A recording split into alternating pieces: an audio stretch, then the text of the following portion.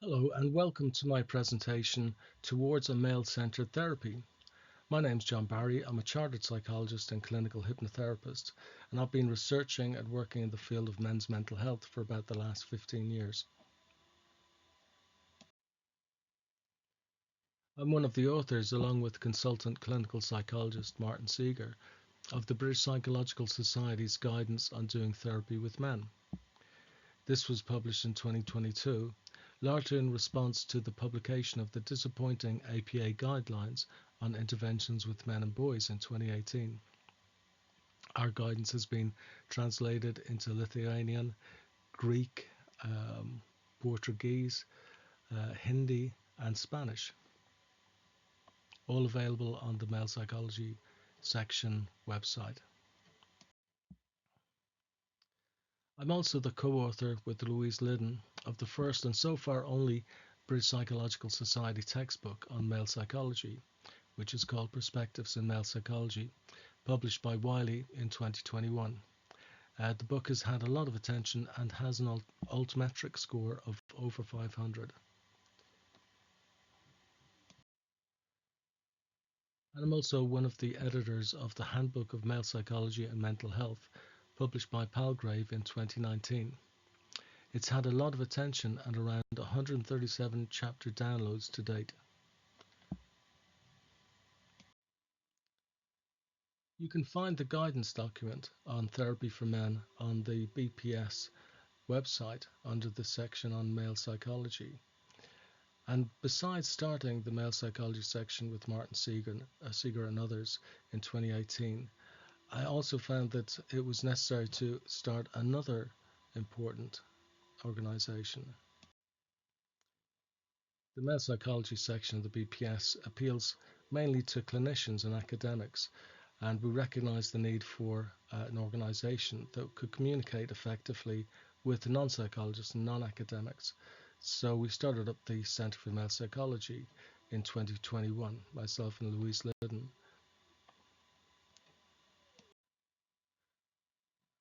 As well as having clearly explained summaries of complex psychological issues and papers, we also have personal accounts from men of the kinds of experiences that they go through that might seriously impact their mental health. We think that these accounts of things like the family courts and accounts of parental alienation are very important for people to know about. Actually, they're very important for therapists to know about too. For example, if a man is experiencing a lot of stress because his child has been abducted by the mother and he gets little support from the authorities to help him with that, it's very important that not just the people around him understand what he's going through, but if he seeks therapy, that the therapist also has some insight into what the reality is for men in this situation. So that's an important function, I think, of the Centre for Male Psychology, is that we give easily accessible insights into these important mental health issues that men experience. And these articles aren't simply compelling stories that are interesting to read. They're very useful for therapists because they do help therapists to develop real insights into the kinds of things that really can have a hugely damaging effect on men's mental health. And empathy is a key part of therapy. And a lot of people understand that, but I think that when you look more closely, you start to understand, I think, and you probably find this as we go through this presentation, that there are other aspects of therapy that you might call male-centered therapy that are extremely important too. And the term male-centered therapy is something that I first used in an article in 2024 on International Men's Day, and myself and Martin Seeger have discussed this in one of our Centre for Male Psychology webinars, also in 2024. I also published an updated edition of the article in 2025.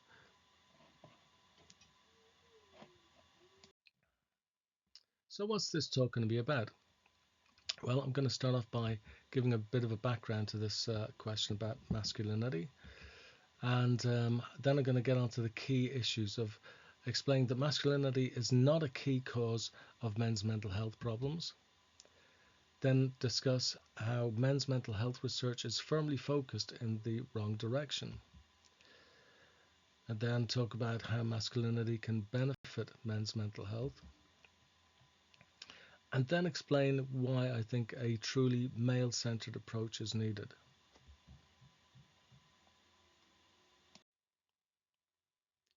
It's important to go back a bit and realize that the way that we talk about masculinity now isn't the way that we've always talked about masculinity.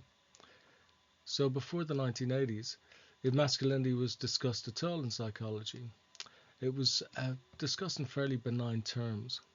And here are some of the items from A Measure of Masculinity, very widely used in the 70s and 80s. And this is from the Personal Attributes Questionnaire by Spencer Dahl, 1975. And they discussed masculinity in terms of being independent, active, competitive, decisive, never gives up, and other similar, pretty benign terms. However, from around the 1980s, masculinity began to be defined in very different terms. And here are some of the items from A Measure of Masculinity that's very widely used. It's the CMNI, the Conformity to Masculine Norms Inventory, first published in 2003. And as I said, very widely used. And let's have a look at these items. So we have violence, power over women, dominance, being a playboy, and homophobia. So it's very different from the PAQ items that we saw in the previous slide. Something has happened and really shifted opinions and views on how you define masculinity.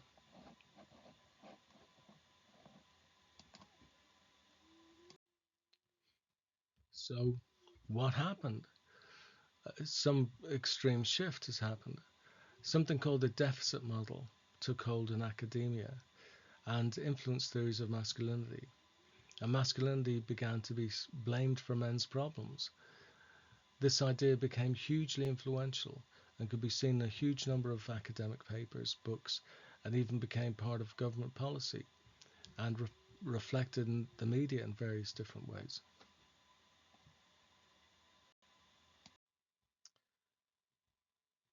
Many people will be aware that the APA guidelines for psychological practice with boys and men were heavily criticized for presenting men and masculinity in an unrealistically negative light.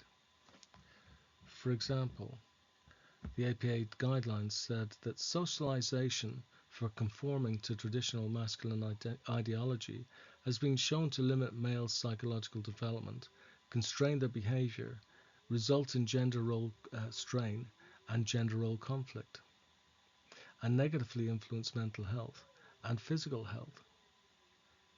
So it's pretty damning about masculinity, wouldn't you say? It was very welcome to see that many people voiced their criticism of the APA guidelines when they came out, including Professors Christina Hoff Summers and Professor Chris Ferguson. And I think personally, my criticism was based on the APA's. A lot of the guidelines are actually quite good, um, but two of the guidelines framed everything else in a very questionable way. So one of the guidelines talked about how masculinity was just a social construct. In other words, there was no contribution of evolution or biology. And this might seem like an academic point, like arguing about something that doesn't really have any consequence.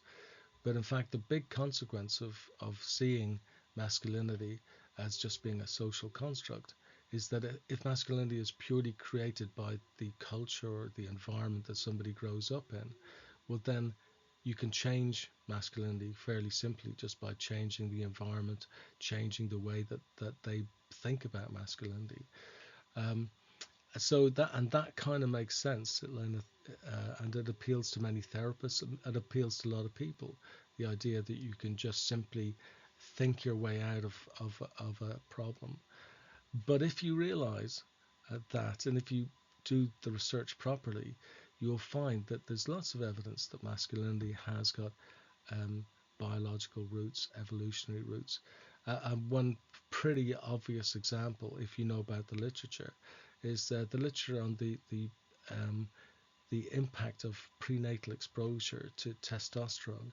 So the developing fetus is, for a male fetus, is swamped at about 13 weeks of gestation in a huge amount of testosterone, at levels that you see are similar to those seen at puberty.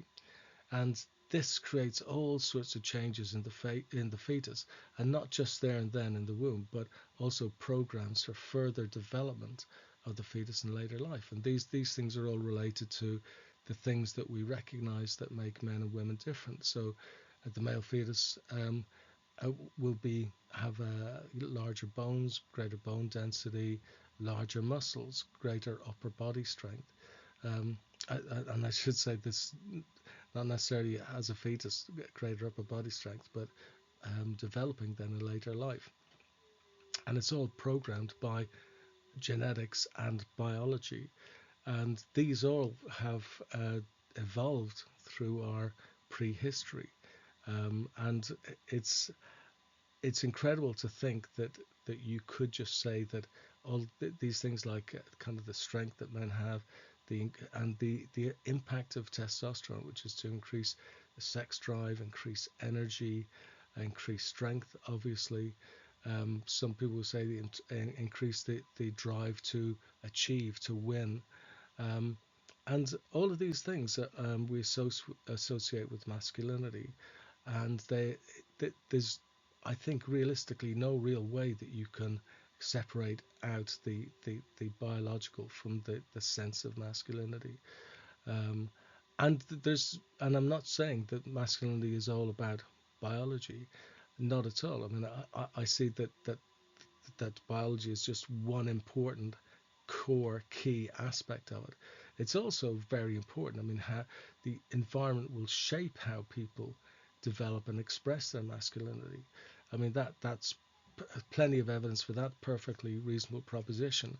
But the important thing is that the APA guidelines appeared to take the position that there was no influence of biology on masculinity, and the term essentialist is often used to kind of diminish the idea that there is any influence of biology. But in fact, people like myself completely agree that there is an influence of culture, but just refuse to back down from the fairly obvious point. And it's, I think, more obvious to people outside academia, because in academia you learn that there's more similarities and differences. You learn that any differences are due to upbringing, due to environment, due to social construction. Um, but the reality is different. And because the reality is that there is a biological aspect to masculinity and femininity, we cannot just pretend that you can change the way that somebody thinks about things and that will change their masculinity, because that won't work. It will never work. You're just going to confuse people. You can make people feel bad about themselves. It won't give you what you're trying to achieve. And I think some of the things that people are trying to achieve when they try and influence uh, people, boys and men, in terms of the masculinity, are misguided in the first place. Because I think that if you're trying to change somebody's behavior, for example, to take a counter example, if you try and get boys to behave in a kind of a more uh, social rather than antisocial way, um, doing so by um, uh, directing your energy at changing their masculinity isn't really going to work, because masculinity is not the problem. It's not that's not making them antisocial. There's all sorts of other things that are causing the antisocial behavior, and these things are then environmental things. Actually kind of difficult to sort out, because some of these things are things like being fatherless, like for boys growing up without a dad. that can have, it's quite strongly correlated. It's not an absolute definite cause, but it's quite strongly correlated with various types of delinquency and kind of problems in school.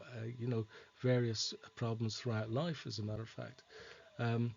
But you can see that in some ways it's easier to blame these massive problems on a single thing like masculinity, but it's identifying the wrong cause of the problems that boys are having, and it's never going to work. You can keep doing these interventions for boys or interventions for men over and over, and there's some evidence that these things interventions backfire, as a matter of fact. So if you look at some of the interventions that are aimed at men,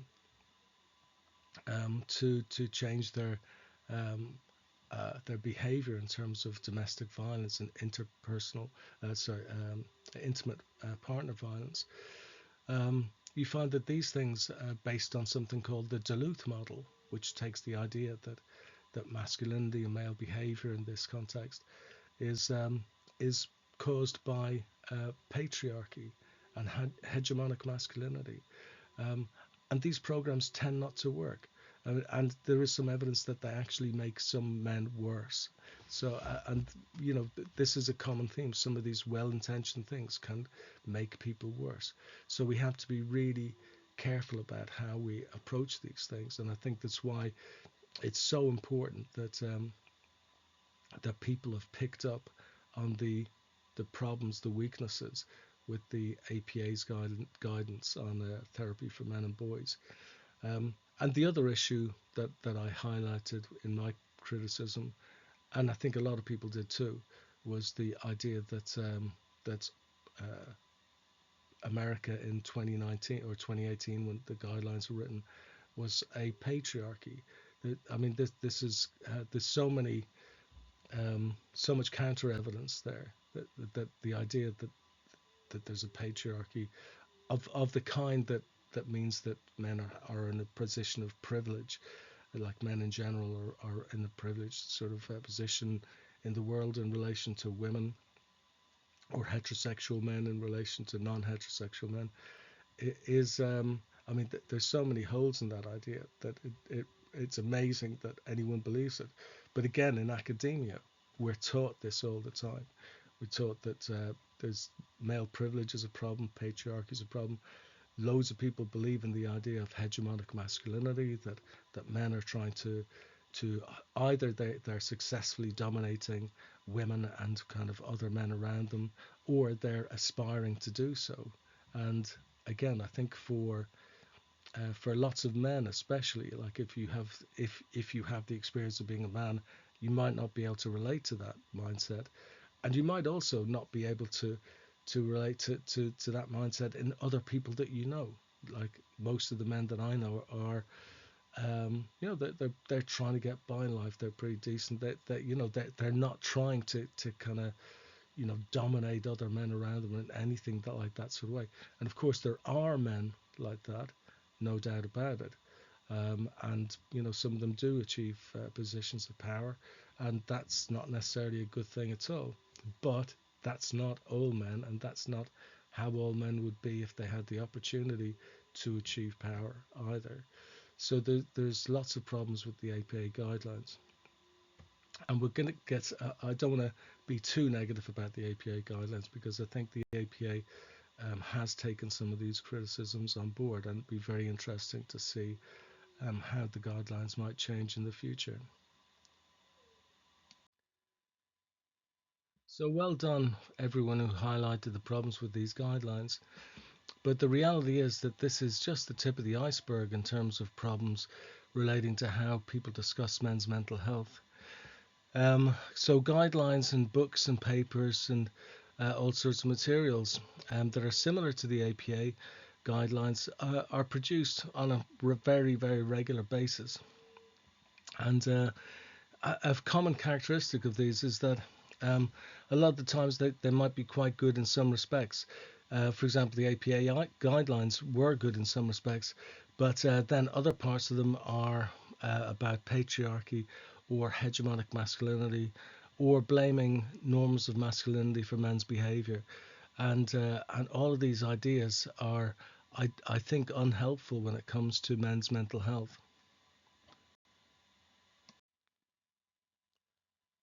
So you might be asking, why do I think these ideas are unhelpful for men's mental health? Well, I'm going to explain as clearly as I can over the next 10 or 15 minutes exactly why I think that. And I'm going to start off by looking at the issue about masculinity being a cause of men's mental health problems. This is the basis, I think, of a lot of the problems that we have in men's mental health in this field. That this idea is so common. And what I'm going to do is I'm going to focus on one of the key papers in this field, like a very influential paper in this field, and it's about suggesting that male suicidality is related to masculinity.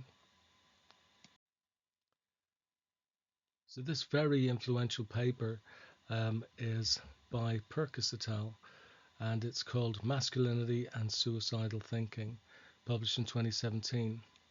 In many ways, this is a good paper. It's got a very impressive sample size of over 13,000 men aged 18 to 55 from the Australian longitudinal study on male health, called 10 to Men also.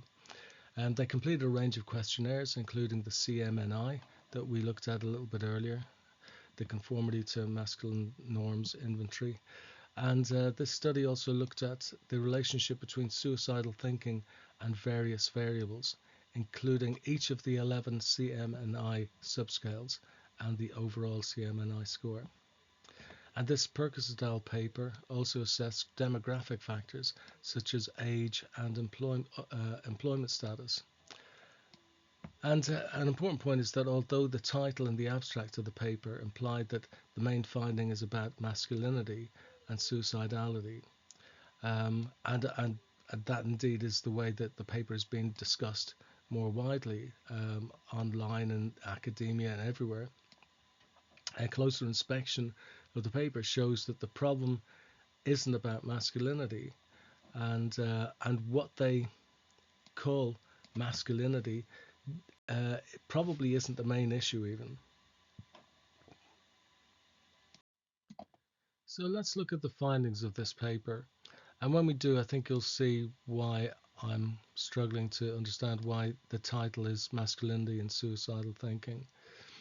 So the most significant predictors of suicidality, in other words, the variables that most strongly predicted whether any of these men experienced suicidal thoughts, are shown in this slide here in the bars.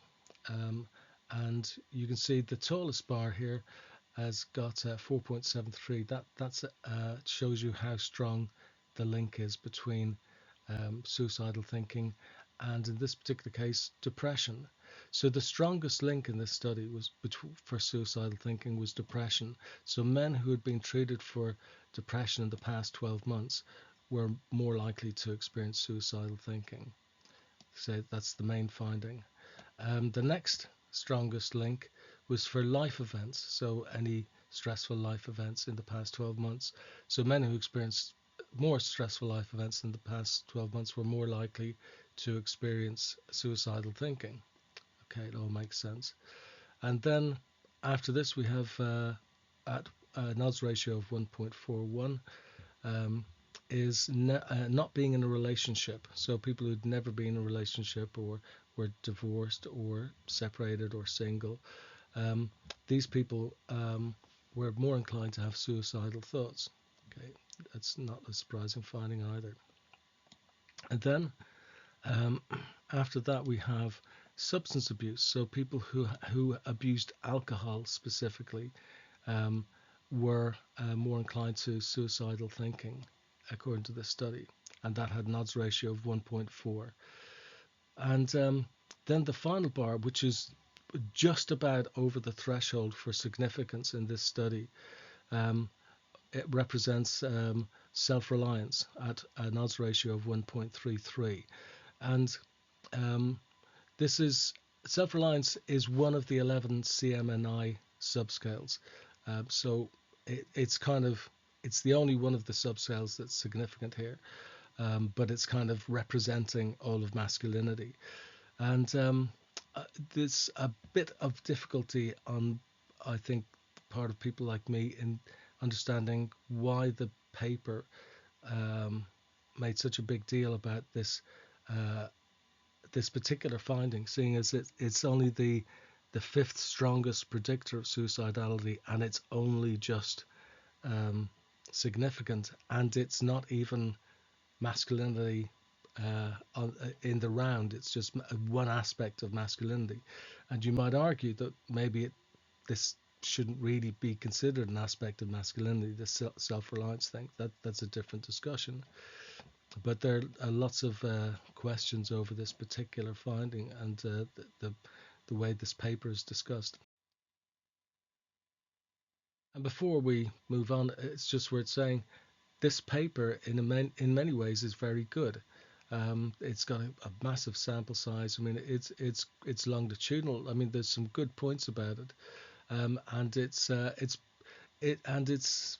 not dissimilar to many papers of this kind. I mean, there's other studies they use similar research methods, but it is a correlational study, and you can't really assume a causal relationship between. You can't necessarily say that self-reliance is causing suicidal thinking. It could be suicidal thinking causes self-reliance, or there's another variable entirely that causes both of those variables to appear to be causal in their relationship. But the real problem with these studies is that they focus on one particular issue, and amplify it, I think, out of proportion to its actual real status, and then it gets discussed widely, like in the media. I mean, this particular paper, the reason I've picked it out is because it is so influential. You'll see it cited in so many places, and even places that don't specifically cite this paper. Um, well, you can tell by the way that they're talking about self-reliance as being a problem for suicidality. That's that they have heard about this paper, or heard people discussing the paper. So this is the problem, that once these ideas get out there, they can really spread far and wide, and then try to convince people that there might be another way of looking at it can be quite a difficult task. Once the genie's out of the bottle, it's hard to get back in there. So we have to be really careful about research. And I understand that most people aren't very familiar with research methods and statistics, and it can be very difficult to know when a study is maybe overplaying its hand, and and that's a big problem too. And it's not people's fault, obviously. Like, you have to spend a long time training to understand these things, but it is a problem that people um, are maybe too uncritical. Not everyone's uncritical of this work, but some people are. So let's move on to the next section then, which is about men's mental health research being focused in the wrong direction. So in the 1980s, research into men's mental health began to focus on masculinity, and has suffered really ever since from what's called paradigm fixation. In other words, it's been fixated on conducting the same type of research over and over without learning from important errors along the way. Studies like the one described previously are the norm and are produced in abundance, but the errors go beyond elevating relatively minor issues to the headline. Um, and so here are the three key recurring problems that we see in paradigm fixation and masculinity research. Firstly, the definition of masculinity used is often unrealistically negative, and this is referred to as reflecting the deficit model of masculinity, meaning that the masculinity is considered that something as something negative, and often including negative stereotypes about men, for example, being homophobic or wanting power over women. And secondly, we have the problem that findings are based on young men's opinions, and these are taken as representative of all men, ignoring the fact that most men develop more mature views as they grow older. And we have a third problem, which is about studies being based on correlation. So, in the odds ratios that we looked at in the previous section, these were came from multiple regression analysis, and this is basically a kind of a sophisticated type of correlational analysis, but it's a correlational analysis nonetheless, which means that you cannot infer causation. You can't say that just because one variable is very strongly correlated with another variable, that that one variable then causes changes in the other variable. They might both covary as a result of being caused or influenced by a third variable. This is a very common issue.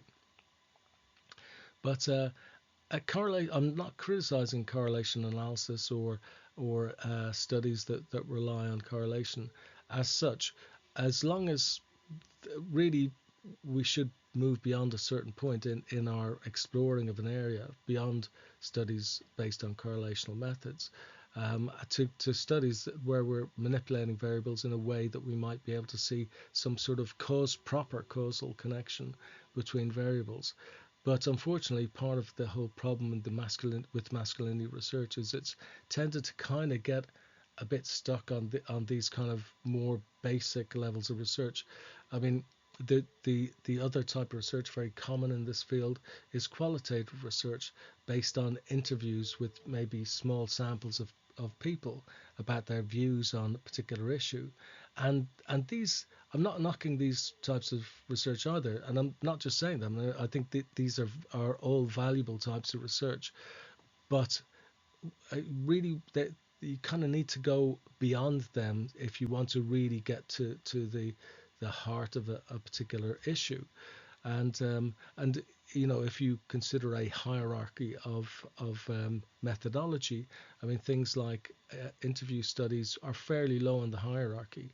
Correlational analysis is higher, but it's even when you have studies that have massive numbers of people in them, that look very impressive, really correlational analysis will only get you so far in understanding what's happening.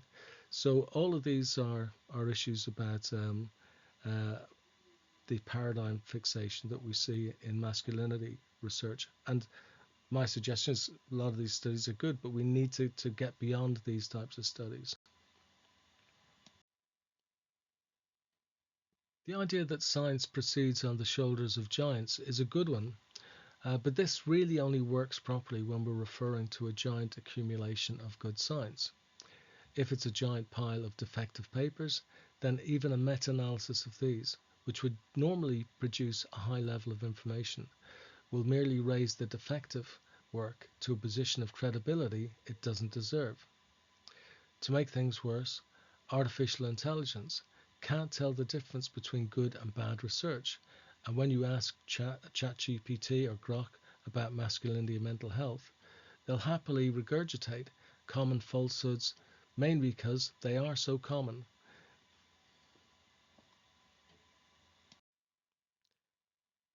If you're interested, I did a modest comparison between ChatGPT and Grok in terms of that question, um, and it was disappointing to see the outcomes of that.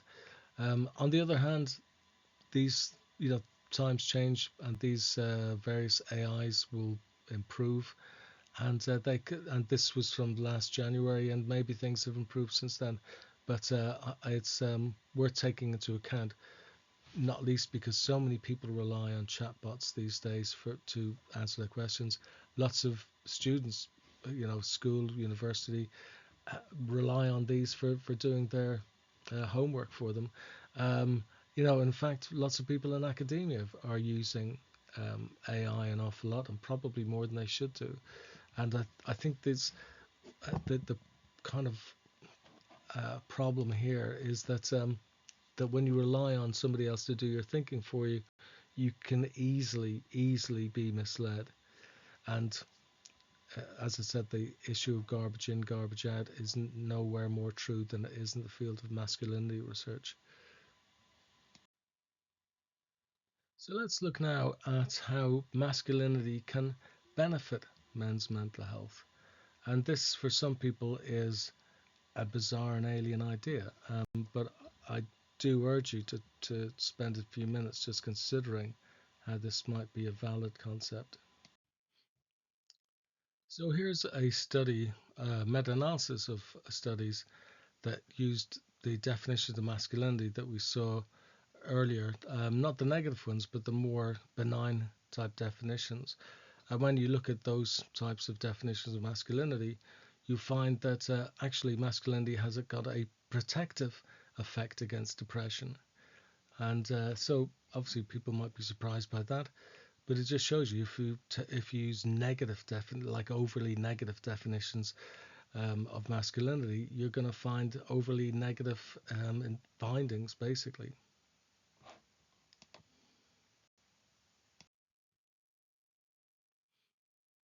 So there is in fact evidence that traditional masculinity is linked to better mental health.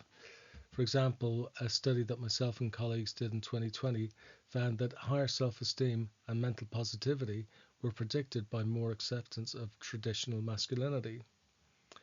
And what should surprise you even more is that even when these benefits of masculinity are found, instead of being further researched to discover useful new therapeutic approaches, the findings are often ignored or dismissed.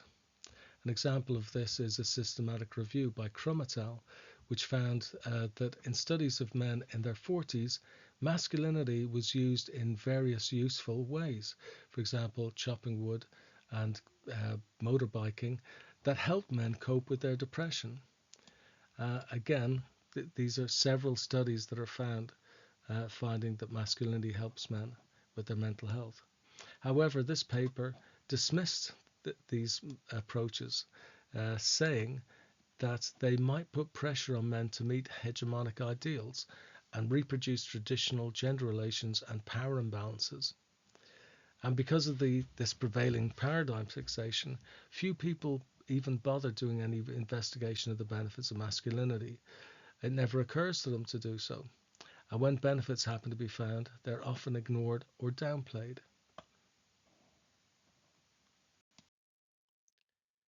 Similarly, there is some evidence that negative views of masculinity are linked to worse mental well-being.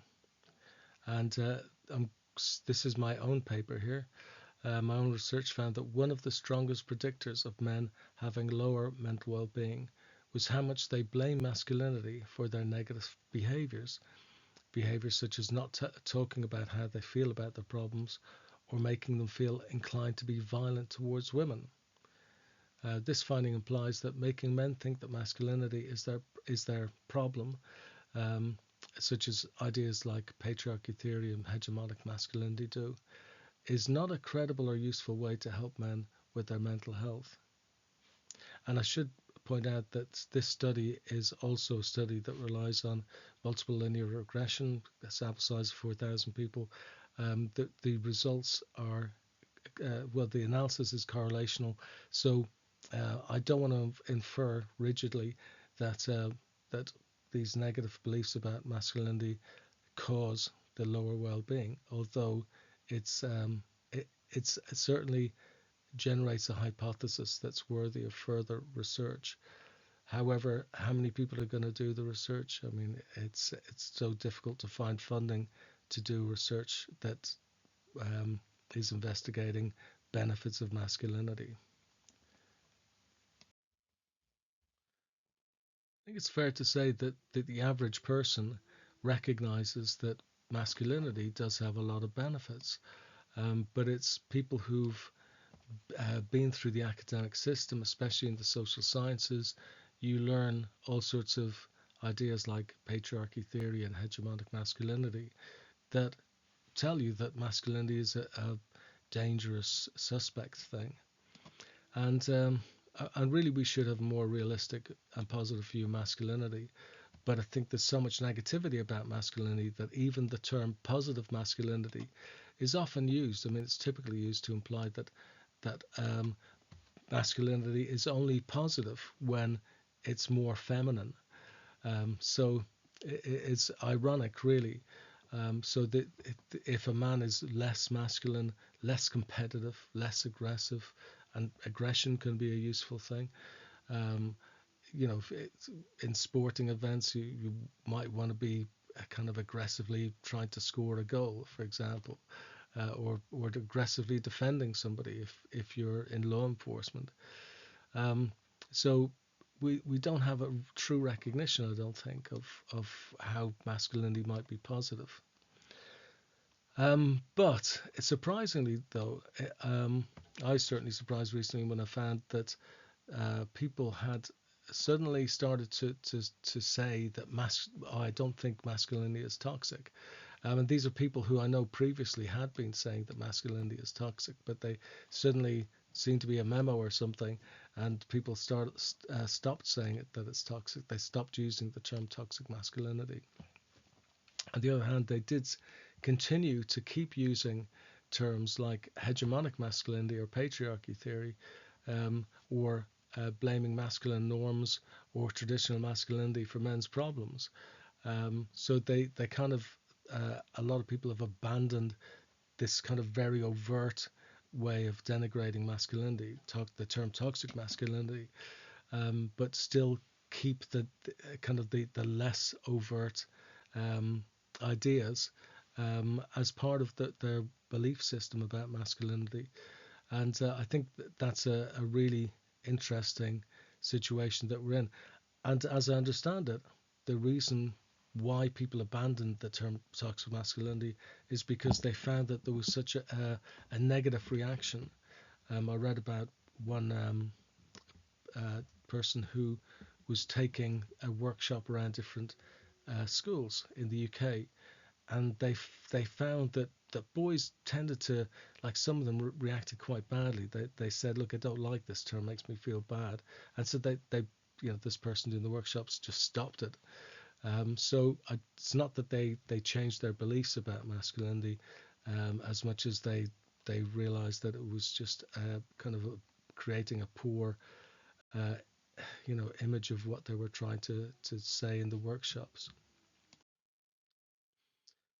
And if you're interested, I wrote a bit about this phenomenon of people abandoning the term toxic masculinity in this Male Psychology magazine article.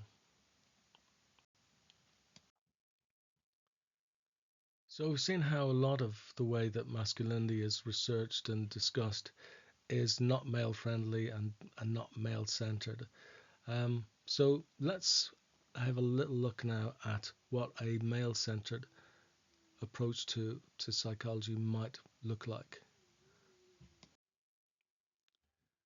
Empathy is arguably the key factor in the success of a therapy, and it might be the key factor that's missing for male clients.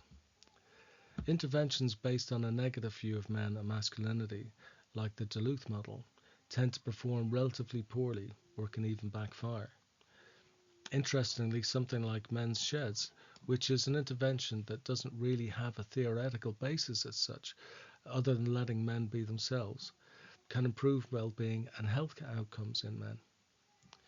And building from these facts, it seems the best next step would be to ensure that we use therapies that are unambiguously male-centered. And I'm using the term male-centered here rather than male-friendly, because although the latter has been used in relation to some of the structural aspects of therapy, for example, the language used or the type of location of the intervention, the opinions and theoretical viewpoint of the therapist have been largely left out and presumed to be benign. But why should we presume that the therapist's views of men and masculinity are benign, especially when lots of people in the social sciences, and perhaps especially psychologists, but certainly it's true of psychologists, are trained to think that masculinity is a dubious set of beliefs that we're enculturated into. So, what about people who are therapists but don't really understand men? Um, and what about therapists who even are in a position where they don't like working with men?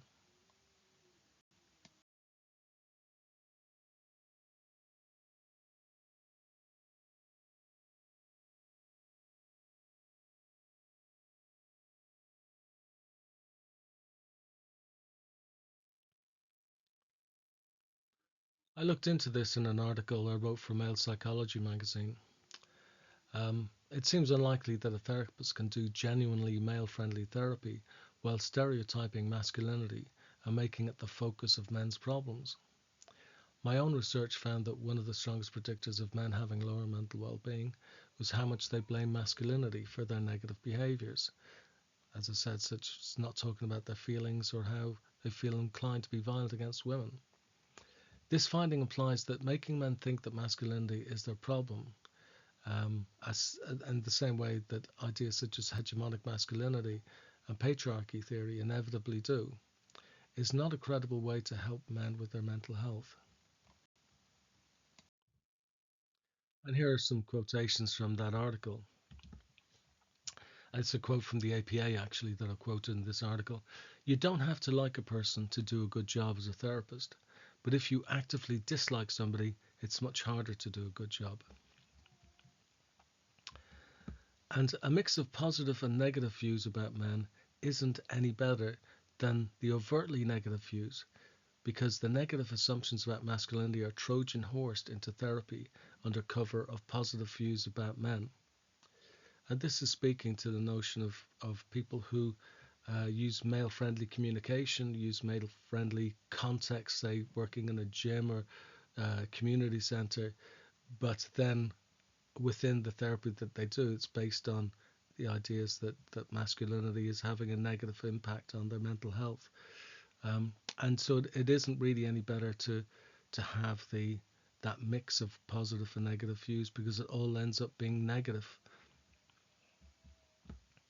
And increasingly, white heterosexual men are the only demographic that therapists are influenced in their training to withhold empathy from.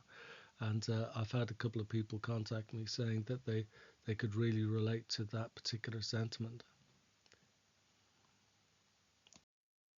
So, what is male centered therapy then? So, it's based on the Carl Rogers idea of person centered therapy.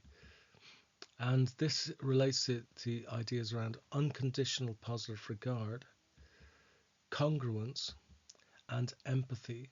So, empathy we've already discussed, and lots of people feel that they have a handle on how that plays out in therapy.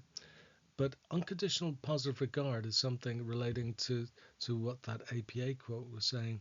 You don't have to like somebody, but if you hate them, it's going to wreck your therapy. But you can imagine that unconditional positive regard is going to be better again, and certainly Rogerian therapists believe that it's true, and we as male psychology experts, we believe that that's true too. And congruence is an important aspect of therapy that Rogers highlighted that I think sometimes is absent in male-friendly therapy. And that's the idea of being authentic about um, communicating your own ideas and your beliefs um, about masculinity and about how the therapy should go. And I think it's important to communicate how you feel, because a lot of men will trust you if they think that you're male friendly, if you advertise yourself as male friendly. Um, but that trust is going to be misplaced if you're actually saying you're male friendly, but in fact you believe that masculinity is a problem, and trying to separate out men and masculinity, I think, is just a kind of a way of fudging the issue. I don't think, like most people, um, I don't think that you really can separate out talking negatively about masculinity and talking negatively about men, because especially once you understand that there is some biological and evolved link between men and masculinity, but then you realize that it doesn't make sense to try and separate them out in any way like that. You can't say that men are victims of the masculinity that's inflicted by their culture in that same sort of way either. You have to actually work with the idea that you know, either you've got a positive view of masculinity and you think that there's something to be gained. It's like a strengths based approach, as it's called in positive psychology. You believe that there's something you can work with there, And if you don't have that belief, I think that really you need to kind of question how much that you're going to be able to work with men. And adopting this Rogerian way of looking at men and therapy, I think, is an important way of developing empathy in lots of different ways, and closing what's called the empathy gap that people often have for men and women. People tend to, a lot of studies find, have more sympathy, more empathy for women than they do men. And this relates also to the issue around gamma bias, which myself and Martin Seeger have written about. So, in contrast, we have various barriers towards us being able to be male centered, such as some of the ideas in the APA guidelines, the ones I mentioned about um, America and the West being a patriarchy and that masculinity being purely a social construct. Um, Ideas like patriarchy theory, they stereotype men in a negative way, hegemonic masculinity too, talking about social norms as being men's problems, stereotypes. I mean, in some ways, stereotypes about masculinity and norms about masculinity can be a problem, but those stereotypes and norms are related to patriarchy theory and hegemonic masculinity rather than norms about being a breadwinner or things which I think are, or being a protector, which are far more benign norms, and they only really become problematic if, like any belief or any idea, and you can relate this to rational emotive behavior therapy. So if you hold any ideas too rigidly, there'll be a problem. But it doesn't mean that the ideas themselves are a problem. It means the problem is the rigidity. So criticizing masculinity because some people might believe some of the masculine beliefs too rigidly is misplacing what where the problem is. So I would urge people to look up rational emotive behavior therapy to find out more about that. Also, barriers are even things like this kind of hybrid, what I call in my paper that I mentioned earlier, masculinity ambivalent approaches. In other words, approaches that seem to combine male friendly elements, but also elements that are not very male friendly. And these, I think, are more common than you would think. And even a term like positive masculinity has become something of a barrier because it's, even though it sounds like it says it's a positive thing, but actually it says that masculinity can only be positive if the masculinity is reduced or is more feminine.